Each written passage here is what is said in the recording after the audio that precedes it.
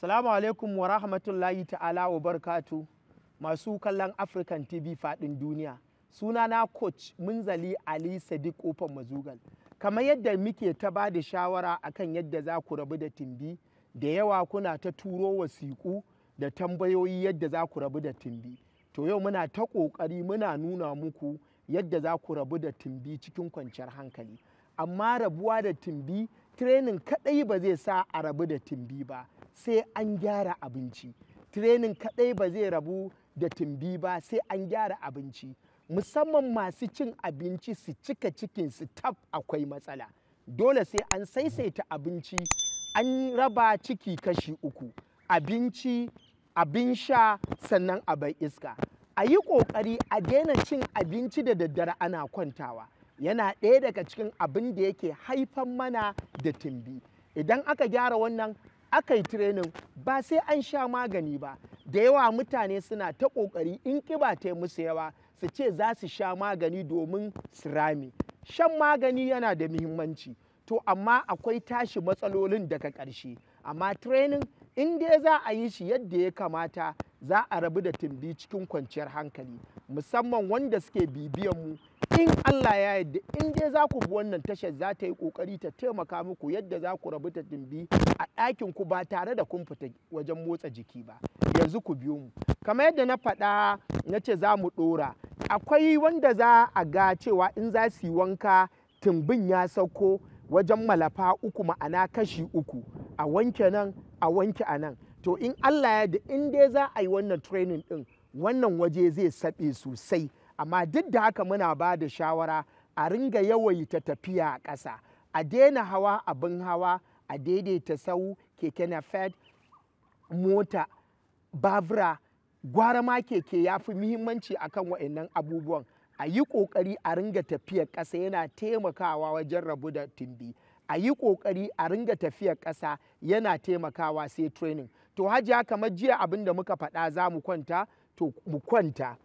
Kin kwanta haka, kafar ba miƙe ta zaki ba, sai ki ɗan lankwasa kafar. Yagwa kin lankwasa kafar ko hajiya, to wannan hannun haɗe shi, riƙe shi da kyau. Idan kika riƙe shi da kyau, za mu taso, za mu taɓa ƙafafuwanmu. In ba za ki iya taɓa ƙafafuwanki ba, sai ki taɓa gwiwoyinki. In ba za ki iya gwiwoyinki ba, kaɗan muke so mu rabu da ƙasa. Amma yanzu mu fara yadda za mu taɓa a ƙafafuwa, sannan mu dawo gwiwa, sannan mu riƙe. Kin ga yadda na yi ko? Kin riƙe. To yanzu za mu tashi, bismillah. Ku taso. Ɗaya, biyu, uku, huɗu, biyar, shida, bakwai, takwas, tara, goma, sai mu huta. To na biyu, hajiya, iya gwiwa za mu taɓa. Iya gwiwa ki hannunki, tunda hannunki ba zai kai can ba, ƙiba ta yi yawa. An ci nama, an ci menene ya yi yawa. To riƙe hannun. To za mu fara, iya cinyanmu za mu taɓa, bismillah. Ɗaya, biyu, uku, huɗu, biyar, shida, bakwai, takwas, tara, goma, sai mu huta. To hajiya, idan ba za ki iya ba, ga yadda za a yi. Sai ki sa yaro a gida, ko mai gidanki ya riƙe ki. To mu kwanta.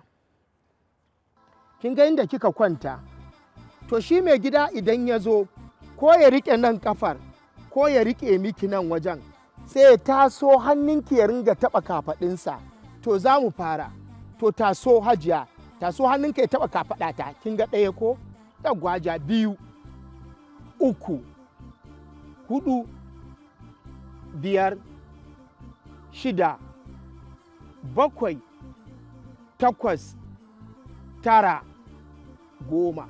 To za mu juya ɗaya ɓarin hajiya. To hajiya, ki kula da yadda zan riƙe ki, mai gidan sai ya riƙe ki. Hajiya, ki kula, mai gidan zai danne, ko ki sa wani yaro ya danne kafar, ya danne nan. Yanzu hannunsa zai ringa tasowa yana taɓa kafaɗata. to mu je hajiya.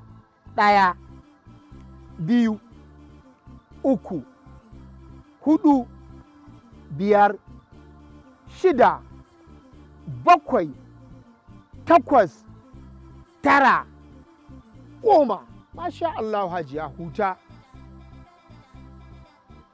To yanzu hajiya iya gwiwa za a taɓa kawai mu je. Kaɗan za ki taso ya ƙara taɓa kafaɗar. To mu je hajiya. Bismillah.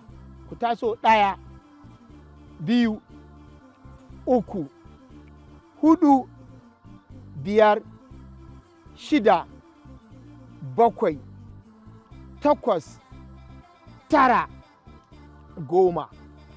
Masha Allah. Yau hajiya kin ga wannan ko?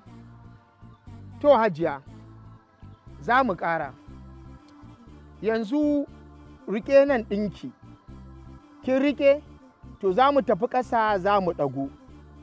Kash hajiya za mu fara, lokaci yana hararata. Ku biyo ni gobe insha Allah ku ga yadda za mu ci gaba da yin wannan. Sunana Coach Munzali Ali Sadiq Kofar Mazugal.